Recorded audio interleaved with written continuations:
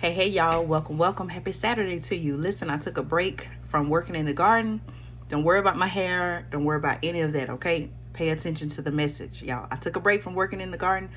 I came in, I made myself a cup of coffee, and had breakfast, and I said, let me sit down and make this very important video, okay? So I just need a few minutes of your time. Please make sure you watch this full video and take heed to what I'm saying, okay?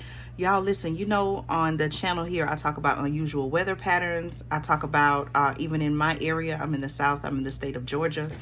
It seemed like it has been hotter than usual, okay? So much so that I'm having to make sure that I water the plants in my garden thoroughly. Like I said, I'm out there doing work now. I started earlier, took a break. I started earlier this morning. I took a break. I got to get back out there.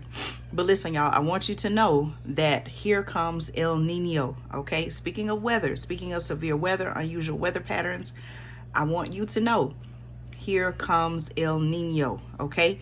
Now listen, they're saying, okay, according to weather reports, they're saying that El Nino, I'll get into exactly what that is in case you've never heard of it. They're saying it has come early. It's likely to be big, and add even more heat, okay, to a warming world. You all know there's a an agenda about, you know, regarding the climate. We've talked about that as well. Listen to what they're saying, y'all. The National Oceanic and Atmospheric Administration issued an advisory on this past Thursday regarding El Nino, announcing the arrival of the climatic condition, okay? It may not quite be like the others. This is what they're saying, y'all. Listen, okay? An early bird El Nino has officially formed, according to reports, likely to be strong weather worldwide, okay? It's going to throw off a lot of things they're predicting worldwide and give an already warming Earth an extra kick of natural heat, okay? That's what meteorologists have announced. Now, listen, y'all. It formed a month ago, okay? El Nino formed a month ago. Hold on, y'all. Let me sneeze. Excuse me. Sorry about that, y'all. Okay. It formed a month or two earlier than most El Ninos do, which, and I quote, gives it room to grow. Okay. There's the report is saying that there's a 56% chance it will be considered strong and a 25% chance it reaches supersized levels. Okay. That's according to a climate scientist who is the head of the National Oceanic and Atmospheric Administration. Okay. Their particular El Nino, La Nina forecast office, okay? There was another quote that says, and I quote, if this El Nino tips into the largest class of events, it will be the shortest recurrence time in the historical record, okay? Remember I told you all we've talked about on the channel. I have several videos where I talked about, you know, these unusual weather patterns. There have been never before seen rainfall, weather, record heat, record cold, all of that, right? And so here it is again, another weather event that is coming, or that is here, and it's already said to set records, okay? Such a short gap between El Ninos, the article says, leaves communities with less time to recover from damages to infrastructure, agriculture, and ecosystems like coral reefs, okay? Usually, the article says, an El Nino mutes hurricane activity in the Atlantic, giving relief to coastal areas in states from Texas to New England. So they're basically saying that El Nino, during the months or periods of El Nino, there is little to no hurricane activity from states such as Texas to New England, Central America, and the Caribbean, weary from recent record busy years, okay? But this time, forecasters are saying they don't see that happening because of record hot Atlantic temperatures that would counteract the El Nino winds that normally decapitate many storms. Okay, so they're basically saying, hey, how El Nino normally works, what usually happens, we don't know, we're not seeing that happen this time, okay, which is already cause for concern.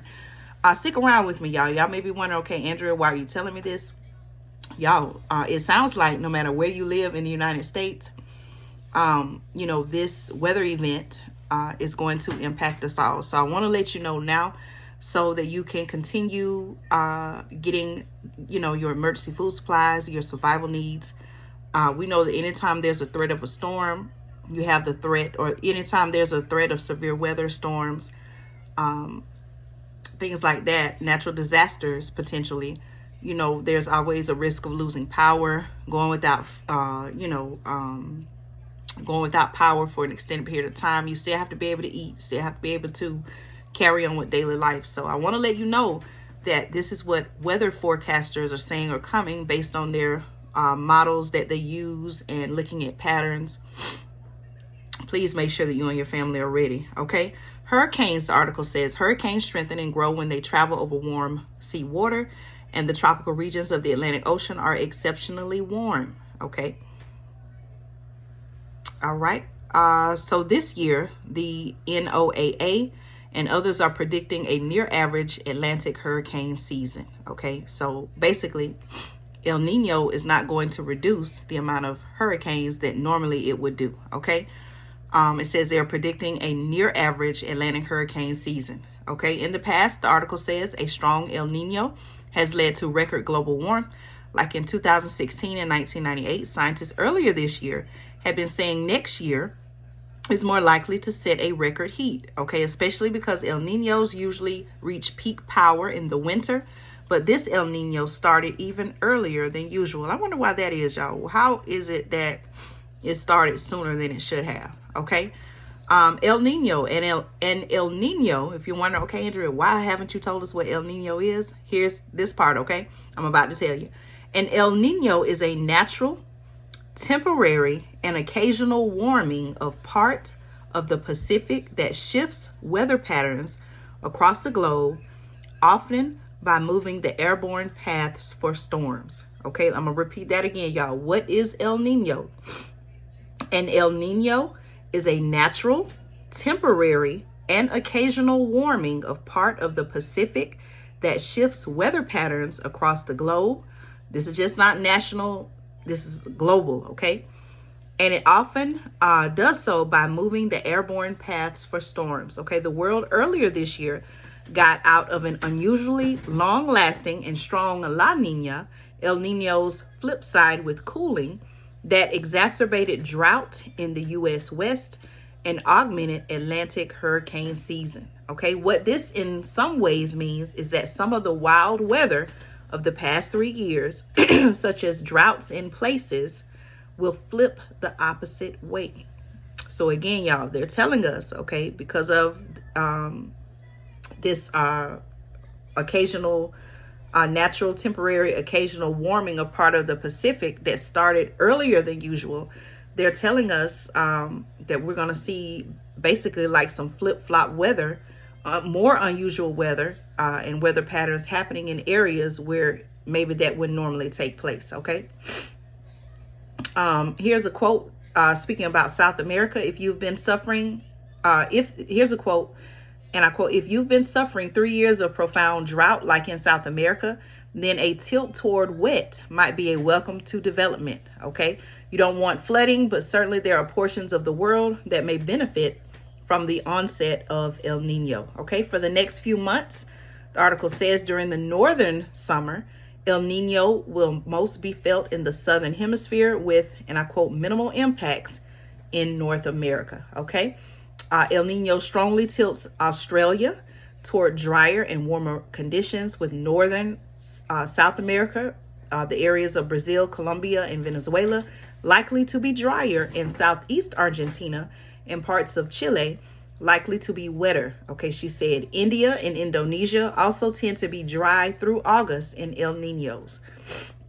The article also says that, excuse me, while traditionally El Nino means fewer hurricanes in the Atlantic, it often means more tropical cyclones in the Pacific. Now, you may be wondering, okay, Andrea, I'm in the United States. I'm not in Brazil, Colombia, Venezuela. But remember, when we think in terms of agriculture, a lot of the foods, especially where I, when I take you out to the farmer's market, that's food from all over the world, right? And so we have to still keep that in mind, because a lot of our foods and other goods, right, that come from this area, if they're being impacted by this El Nino and is throwing off their the weather that's needed for their normal growing season, then that could very well mean food shortages, higher food prices. It could lead to export bans, If they're not producing enough food to feed people in their own country, then they're going to limit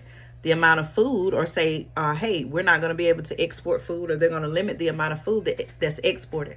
So we have to think about, or I'm encouraging you to think that just because this is happening in other parts of the world, and it may impact them more so than us here in the United States, still keep in mind the fact